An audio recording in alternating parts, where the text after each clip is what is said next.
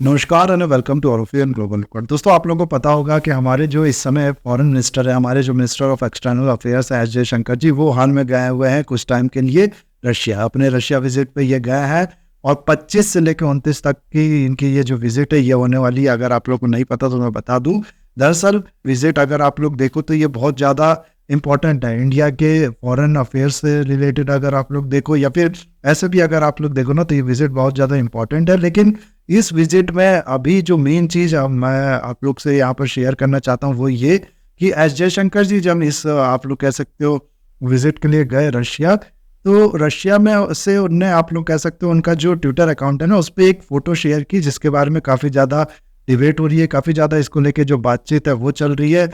इसके बारे में इस पर काफ़ी ज़्यादा व्यूज़ कमेंट्स आप लोग कह सकते हो वो आ रहे हैं। तो क्या है ये फ़ोटो, मैं आप लोग को पहले दिखा देता हूँ। सबसे पहले तो ये देखो आप लोग, ये जो एस जयशंकर जी का प्रोफाइल है x.com पे वो है, और इसमें ये फोटो आप लोग यहाँ पर देख सकते हो, ये इनने शेयर किया है। ये जो फोटो आप लोग यहाँ पर देख रहे हो, इसमें दो पिक्चर आप लोग को दिख रही होगी। लेफ्ट में जो है ये एक तरीके का पास है, आप लोग को समझ में आ रहा होगा देखने से। हालांकि इसमें रशिया में लिखा है, आप लोग पढ़ के इसको नहीं समझ पाओगे। मैं आप लोग को बता दूं ये है क्या। 1962 में ना जो रशिया का जो मॉस्को का रेड स्क्वायर है, काफ़ी ज़्यादा फेमस, काफ़ी ज़्यादा आप लोग कह सकते हो जो प्रचलित होता है, काफ़ी ज़्यादा जिसके बारे में लोग जानते हैं, काफ़ी फेमस जो होता है उस तरीके का ये एरिया है रेड स्क्वायर। इसको मैं बताऊं, मैं यूनेस्को वर्ल्ड हेरिटेज का भी जो टैग है वो भी मिल चुका है। तो ये रेड स्क्वायर जो है, इसमें इनविटेशन मिला था आप लोग कह सकते हो एस जयशंकर जी को, और उसके लिए ये पास है। दरअसल हुआ क्या था कि ना 1962 में 18 अप्रैल 1962 इसमें डेट दी हुई है, उस दिन एक रैली और डेमोन्स्ट्रेशन जो है वो अनाउंस किया गया था, वो यहाँ पर ऑर्गेनाइज किया गया था। यूएसएसआर, उस समय यूएसएसआर था, आप लोग को पता होगा, उसकी जो स्पेस में उपलब्धियां हैं, जो भी आने वाले टाइम में उसके फर्दर आप लोग कह सकते हो एडवेंचर है, पूरा उसको आप लोग कह सकते हो सेलिब्रेट करने के लिए, उस जो इनके एस्ट्रोनॉट्स है, जो कॉस्मोनॉट्स थे, उनको बधाई देने के लिए इस तरीके की रैली वगैरह इनके सपोर्ट में ऑर्गेनाइज की गई थी। उसमें काफ़ी गिने चुने लोगों को बुलाया गया था, और उसका ये पास जो है ये एस जयशंकर जी का है उस टाइम का, 1962 का। उस टाइम पे मैं आप लोग को बता दूं कि एस जयशंकर जी जो है ना, वो सिर्फ 7 साल के थे। अब आप लोग कहोगे कि 7 साल के ये थे और इनको पास मिल गया, रशिया बुला दिया गया, इनको ऐसा कैसा पॉसिबल है। मैं आप लोग को बताता हूँ। दरअसल ये जो एस जयशंकर जी है ना, इनके फादर साहब जो थे कृष्ण स्वामी जयशंकर, ये भी एक बहुत बड़े इंडियन आप लोग कह सकते हो डिप्लोमेट थे, एक फॉर्मर आईएएस ऑफिसर थे ये भी, और काफ़ी ऊंची ऊंची पोस्ट पे इन्हें सर्व किया है। इंदिरा गांधी के साथ इनकी नहीं बनती थी, बहुत ज़्यादा आप लोग कह सकते हो टसल था दोनों के बीच में। उस टाइम पे इन्हें हटा भी दिया था इंदिरा गांधी ने इनको इनके पोस्ट से, वो खैर अलग चीज़ है। तो ये काफ़ी उस समय फेमस आप लोग कह सकते हो ऑफिसर जो थे वो थे इंडिया के, और इसीलिए इनको इन्विटेशन मिला होगा। इनके साथ साथ इनके बेटे एस जयशंकर जी साहब को भी मिला होगा, और तब का ये आप लोग कह सकते हो फोटो है। और इस पोस्ट में आप लोग देखो ना, इस पिक्चर के ऊपर लिखा है हाउ इट स्टार्टेड। उसके बाद आप लोग राइट में देख सकते हो, ये अभी की फोटो है, जो जयशंकर साहब अभी विजिट पे गए हैं ना रशिया, तब की ये फोटो है। इस पर लिखा है हाउ इट्स गोइंग। तो कहने का मतलब है ये एक तरीके का कनेक्शन दिखाने का तरीका है जयशंकर जी का, कि ये बचपन में भी यूएसएसआर या फिर रशिया आप लोग कह लो उससे जुड़े हुए थे, वहाँ पर विजिट करते थे। उस समय भी उस समय की भी यादें हैं इनके पास, और आज के टाइम में एज अ मिनिस्टर जो है वो विजिट कर रहे हैं, तो इसकी भी यादें ये बटोर रहे हैं। तो इस तरीके की जो चीज़ें हैं ना, वो इनने पेश करने की यहाँ पर कोशिश की है। अब ये मैं आप लोग को बताऊँ, ये जो एस जयशंकर साहब की रशिया विजिट है ना, ये बहुत ज़्यादा इंपॉर्टेंट विजिट है। क्यों? क्योंकि देखो इंडिया जो है ना, वो आप लोग को पता होगा एक बीच में ना, वेस्टर्न कंट्री से बहुत अच्छी आप लोग कह सकते हो एकदम एक्सक्लूसिव रिलेशनशिप है हमारे साथ, ना ही रशिया के साथ हमारे पास एक्सक्लूसिव रिलेशन है। दोनों के साथ हम लोग ने रिलेशन जो है वो मेंटेन करके रखा है, एक बैलेंस बना के चला है। रशिया हम लोग का पहले बहुत अच्छा, बहुत क्लोज एनआई हुआ करता था कंपेयर टू वेस्टर्न कंट्रीज, लेकिन अभी हम लोग ने दोनों के साथ आप लोग कह सकते हो बैलेंस जो है वो बना के रखा है। लेकिन अभी क्या हुआ, पिछले कुछ टाइम से रशिया यूक्रेन वॉर के चलते इंडिया और रशिया के बीच में जो इंगेजमेंट होती थी, जिस तरीके से बातचीत होती थी, जो लीडर्स का मिलना जुलना होता था, वो उतना हो नहीं पा रहा है। क्योंकि मोदी साहब अगर मिलेंगे पुतिन से, तो जाहिर सी बात है ये अच्छा सिग्नल नहीं जाएगा वर्ल्ड के लिए। ऐसे टाइम पे जब पुतिन एक वॉर में इन्वॉल्व है, जिसमें दुनिया आप लोग कह सकते हो ज़्यादातर कंट्री जो है वो पुतिन को ही दोषी मानती है जिस वॉर के लिए। अब कौन दोषी है कौन विक्टिम, ये मैं यहाँ पर डिस्कस करना नहीं चाहूँगा, लेकिन ज़्यादातर वेस्टर्न कंट्री जो है वो दोषी मानती है पुतिन को ही। लेकिन इस टाइम पे जब ये वॉर चल रहा हो, रशिया और यूक्रेन वॉर का, इतना डिस्ट्रक्शन हो रहा हो, इतना ज़्यादा आप लोग कह सकते हो जान मान का नुकसान हो रहा हो, उस टाइम पे मोदी जी का मिलना पुतिन के साथ ये अच्छा सिग्नल नहीं भेजता वर्ल्ड में। इसीलिए अगर आप लोग देखो ना, तो जैसे कि मैंने आप लोग को बताया कि पिछले कुछ सालों में दोनों कंट्री के बीच में दोनों जो लीडर्स है, दोनों कंट्रीज के जो लीडर्स है, उनके बीच में एंगेजमेंट काफ़ी ज़्यादा कम हो गई है। हालांकि ये किया जा रहा है, बंद नहीं हो गया, लेकिन खुल के आप लोग कह सकते हो टॉप लीडरशिप पे ये नहीं किया जा रहा है।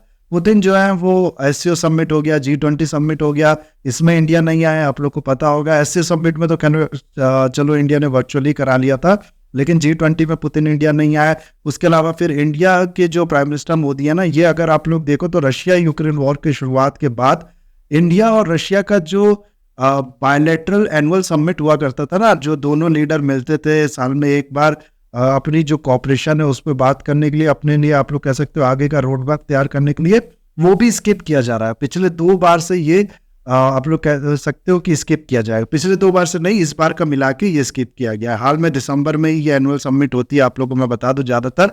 तो अभी मोदी साहब को जाना था दोबारा रशिया में, लेकिन इस बार भी स्किप कर दिया गया, और ये मिला के पिछले बार और इस बार का मिला के 2 मीटिंग ये जो है स्किप कर दिया गया है। तो काफ़ी टाइम से ये जो दोनों लीडर है ना, ये आप लोग देखो आपस में मिले नहीं है। आखिरी बार ये मिले थे एससीओ समिट में, जो पिछले साल हुई थी।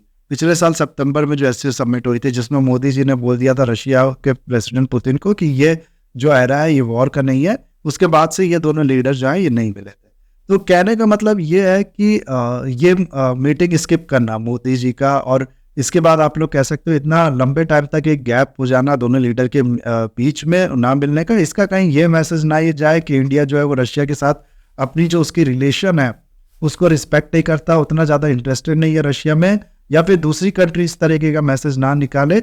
इसीलिए हमारे जो फॉरेन मिनिस्टर है ना, जो एस जयशंकर साहब जी है, वो गए हैं रशिया में। आप लोग ऐसा कह सकते हो इस चीज़ को कंपेंसेट करने के लिए। जो इंडिया के मोदी जी है, जो मीटिंग उनने स्किप की है, उसको कंपेंसेट करने के लिए ये गए हैं यहाँ पर रशिया में। उसके अलावा अगर आप लोग देखो ना, तो ये पूरी जो मीटिंग है, ये जो पूरी समिट है, इसमें बात की जा रही है। अभी तो खैर पूरी जो ये समिट है 4 दिन की चलनी है, 5 दिन की चलनी है, जैसे कि मैंने आप लोगों को बताया 25 से लेकर 29 तारीख तक है। तो 5 दिन की ये है, 25 को भी 1-2 मीटिंग की है जयशंकर साहब ने। तो इसमें कुछ खास अभी कंक्रीट आप लोग कह सकते हो डिस्कशन, कोई कंक्रीट स्टेप, कोई नया डेवलपमेंट इसमें नहीं आया। जैसे ही आगे कोई नई डेवलपमेंट आएगी, कोई नई चीज़ पे ये लोग बात करेंगे, तो हम लोग इसके बारे में आगे डिस्कस करेंगे। अभी जो मैं मेन चीज़ आप लोगों को बताना चाहता हूँ वो ये कि ये जो विजिट है ना जयशंकर साहब का, इसमें 4 टॉपिक ऐसा बताया जा रहा है जो है वो डिस्कस किए जाएंगे। वो इस समय टेबल पे है। उसमें से ट्रेड है, कनेक्टिविटी है, डिफेंस हमेशा होता ही है रशिया और इंडिया के बीच में जब भी बात होती है। फिर आप लोग कह सकते हो एनर्जी है, रशिया जो है एनर्जी में भी काफ़ी ज़्यादा हेल्प करता है इंडिया को। कुंदा-कुलम जो आप लोग कह सकते हो पावर प्लांट है, वो रशिया की मदद से ही लगा है। तो ये 4 जो मेन एरिया ऑफ कॉपरेशन है, इस पे बात की जाएगी। इसमें मैं सबसे ज़्यादा इंटरेस्टेड अगर आप लोग को बताऊँ ना, तो हूँ कनेक्टिविटी को लेके, क्योंकि आप लोग को पता होगा चाबार पोर्ट हो गया इंडिया का, जो पहले का एडवेंचर था, इंडिया ने इन्वेस्ट किया था चाबार पोर्ट, वो हो गया, और INSTC हो गया। ये सब काफ़ी टाइम से आप लोग कह सकते हो इस पर कोई डेवलपमेंट नहीं हो पा रही थी, कोई इस पर प्रोग्रेस नहीं हो पा रही थी। क्यों नहीं हो पा रही थी? क्योंकि यूएसए ने ईरान पे लगा रखा था सैंक्शन। तो इसी प्रोग्रेस के ना होने की वजह से इंडिया ने अरबियन कंट्रीज के साथ मिलकर, यूरोपियन कंट्रीज के साथ मिलकर एक नया आप लोग कह सकते हो जो प्रोजेक्ट वो लॉन्च किया था, जिसका नाम था India middle east Europe corridor. और उसके बाद दोबारा फिर यहाँ पर कनेक्टिविटी को लेके रशिया के साथ क्या बात होती है, ये देखना वाकई में बहुत ज़्यादा इंटरेस्टिंग होगा।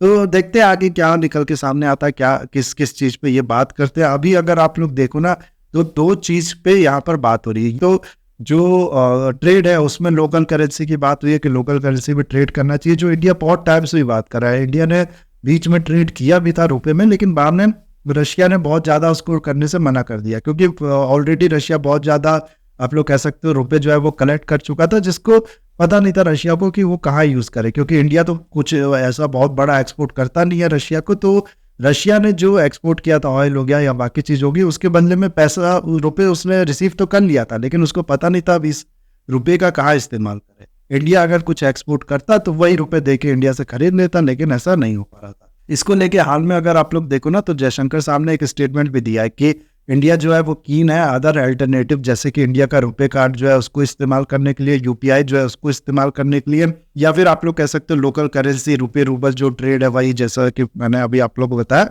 उसको करने के लिए। क्योंकि देखो ना डॉलर में रशिया के साथ ट्रेड कर पाना तो इस समय नामुमकिन नहीं है, क्योंकि डॉलर में जब भी पेमेंट होती है ना तो यूएसए का जो बैंक है वो बीच में इन्वॉल्व होता है, और वो बीच में इन्वॉल्व होता है तो यूएसए ने आप लोगों को पता होगा रशिया पे लगा रखा है सैंक्शन, तो वो डायरेक्टली इसको कट कर देता है, वो जाने नहीं देता पैसा रशिया में।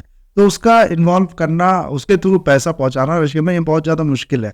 इसीलिए ये जितनी भी ब्रिक्स कंट्री थी ना, शुरुआत की जो 5 ब्रिक्स कंट्री थी, अब तो और कंट्रीज ने इसमें ज्वाइन कर लिया है, इन लोग ने एक करेंसी पे बात की थी जिसका नाम था R5 इसलिए क्योंकि ये जो सारी कंट्रीज है मैं आप लोगों को बताऊं तो इनकी जो करेंसी है ना वो आर से ही शुरुआत होती है। रुपए हो गया, रूबल हो गया, और चाइना के भी रेनमी भी हो गया, बाकी का भी अगर आप लोग देखो ना तो आर से ही स्टार्ट होती है, तो इसीलिए R5 नाम रखा गया था। लेकिन मुझे नहीं लगता इंडिया बहुत ज़्यादा इंटरेस्टेड होगा इस चीज़ में, क्योंकि अगर आप लोग देखो ना तो जब भी इस तरीके की करेंसी डेवलप की जाती है, अब कॉमन सेंस भी कहता है इस तरीके की करेंसी कभी डेवलप करेंगे ना कोई भी ग्रुप, कोई भी कंट्री, तो होगा क्या कि जो कंट्री जिसकी इकोनॉमिक पावर सबसे ज़्यादा होगी, जिसका आपका करेंसी का इस्तेमाल सबसे ज़्यादा होगा, आप लोग कह सकते हो जो पावरफुल होगा इकोनॉमी वाइज, उसकी करेंसी का वेटेज उस कंबाइंड करेंसी में ज़्यादा होगा। तो इसमें हम लोग को समझ में आ रहा है, ब्रिक्स में जाहिर सी बात है हम सबको पता है कि कौन पावरफुल है इकोनॉमिक वाइज, चाइना सबसे ज़्यादा पावरफुल है। तो इसीलिए जो R5 बनेगा ना उसमें चाइना की जो करेंसी होगी उसका डोमिनेंस ज़्यादा होगा, और इसको अगर इंडिया ऑप्ट करता है तो ये आप लोग कह सकते हो कि इसी तरीके से हुआ कि यूएसए का डॉलर हम लोग नहीं इस्तेमाल करना चाहते थे, इसीलिए यूज़ क्या कर रहे हैं, एक दूसरी कंट्री का करेंसी जो कि हमारी एनिमी कंट्री भी है, चाइना। तो ये एक चीज़ है, इसलिए मेरे को नहीं लगता कि इंडिया इसमें बहुत ज़्यादा इंटरेस्टेड होगा।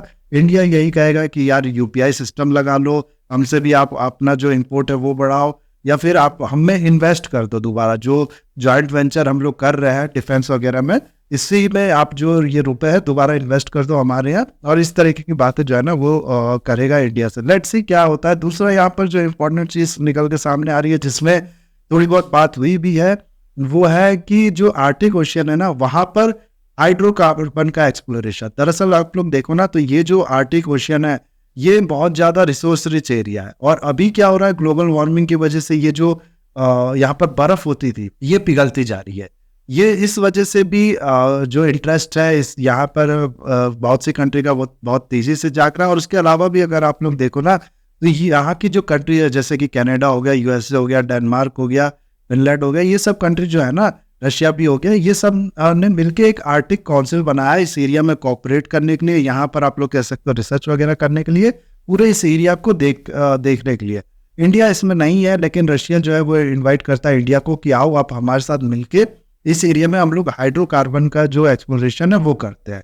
अब इसमें देखना होगा इंडिया क्या कहता है आगे, जैसे भी इस चीज़ को लेके कोई डेवलपमेंट आएगी या इस मीटिंग को लेके, ये जो जयशंकर साहब का विजिट है रशिया में, इस मीटिंग को लेके कोई भी न्यूज़ आएगी मैं बताऊंगा आप लोग को। अभी के लिए मैं करता हूँ इस वीडियो को एंड। आई होप वीडियो आपको अच्छा लगा होगा। इसे लाइक, कमेंट, शेयर, सब्सक्राइब जरूर कीजिएगा। That's all, have a nice day, take care.